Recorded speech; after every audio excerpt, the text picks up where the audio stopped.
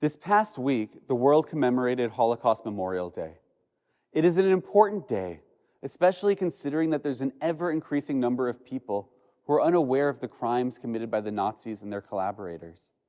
This lack of education about the Shoah isn't just relegated to far-off places. A study of adults under the age of 40, conducted just last year in the United States, found that more than half believed that the death toll was less than 2 million. Even more worrisome, perhaps, is that 1 in 10 of those surveyed did not recall ever having heard of the Holocaust before. It is a disturbing trend, especially as Holocaust denial continues to grow. And each year, there are fewer and fewer who can bear first-person testimony to the atrocities they witnessed. That is why it is important that not only the Jewish community, but all of humanity commit to Holocaust education, to learning the history and sharing the stories of those who are not able to. We must commit to fighting ignorance and lies so that history is not forgotten. Recent events have shown us how dangerous lies and misinformation can be. It's no longer possible to simply imagine conspiracy theorists with a sense of amusement. We're not talking anymore about people afraid to take a cruise lest they fall off the edge of the earth, or those who believe that humanity never landed on the moon. We've seen how dangerous lies and misinformation can be. False information about vaccines has always been dangerous, but that danger has grown exponentially in the midst of the pandemic. We witnessed in the American Capitol how the culmination of months of lies and misinformation can lead to violence. It is only by happenstance that more were not injured or killed that day. This year, we have seen how social media can be used to spread these dangerous ideas more rapidly and widely than ever before in human history. This is why many celebrated last year when Facebook announced it would ban Holocaust denial on its platform. A major avenue for those spreading lies and distortions about the Shoah would be cut off. Yet this week, the Anti-Defamation League issued a disturbing report. They examined how different social media companies were doing to fight Holocaust denial. Facebook was among the worst performers. Despite the company's public promise last year to remove such misinformation and lies, it is still rampant and easily found on their website. In fact, when posts were reported to them, they declined to remove a video about Holocaust tales or another post with the hashtag Holocaust is a lie. Facebook actually responded to these complaints, stating that neither of these posts violated their policies. We are familiar with the expression that actions speak louder than words. When it comes to Holocaust education, their actions are a deafening silence. Empty words are so commonplace in our world today. We've come to accept them. Rarely are politicians, corporations, or public figures really held to account for the promises they make. Instead, we live in an era of saying much and doing little. In our parsha this week, we find the famous story, the scene of the Israelites standing at the edge of the sea.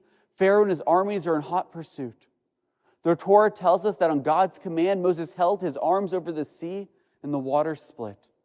It's a great scene to picture and an incredible moment to imagine. There is so much in it to discuss. This Shabbat, I want to focus on 2 midrashot, 2 rabbinic stories that add some details to this famous moment. There's a midrash that tells the story of Nachshon. Rabbi Yehuda teaches that before the sea split, the Israelites were standing there paralyzed by fear. The water was before them, the Egyptians behind them. Despite the certainty of doom if the Egyptians caught up to them, they were afraid to enter the water. They were afraid to act. Each tribe was arguing with the other. We don't want to be first. You go into the water before us. Moses, meanwhile, was standing there in prayer. And second by second, moment by moment, the Egyptians got closer. It was then that Nachshon jumped into the waters. It was an act of bravery and faith. And it was only after this act that God told Moses to raise his arms and split the sea. Many of you are probably familiar with this midrash, but there's another version told by Rabbi Meir, which perhaps is less well known. According to him, when the Israelites arrived at the edge of the water, there was indeed a fight between the tribes. But rather than refusing to enter, in this version, each tribe was fighting for the opportunity to be first. It's a very different version of events.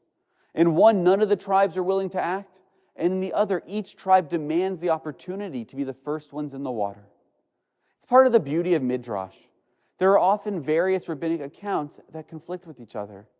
And yet each has an important lesson for us, a message from generations long ago. Yet in this case, Rabbi Yaakov Galinsky, a famous Maggid and Rosh Yeshiva of the 20th century, taught that both events took place as recorded. Both versions are compatible. First, he says, was Rabbi Meir's version. All the tribes wanted the honor of being the first ones into the sea. They argued with each other, fighting for the opportunity to lead the rest of the Israelites in their redemption.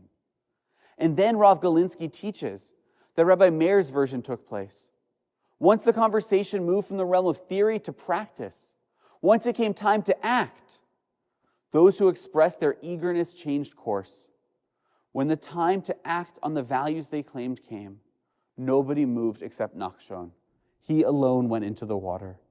It was he alone whose words were reflected by his deeds.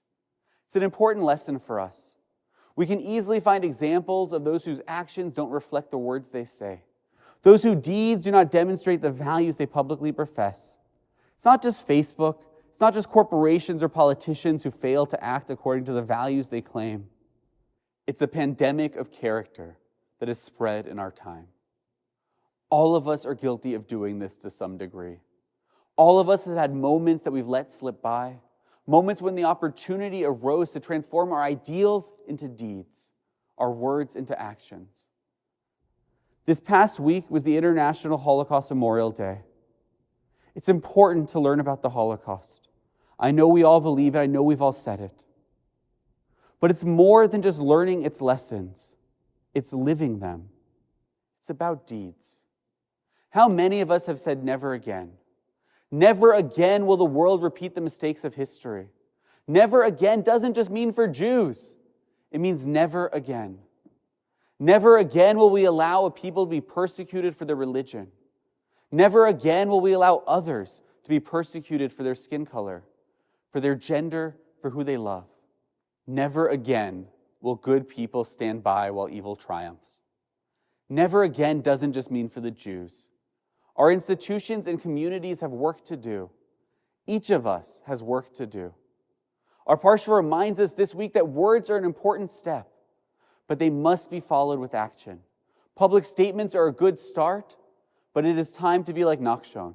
It is time to act. Shabbat Shalom.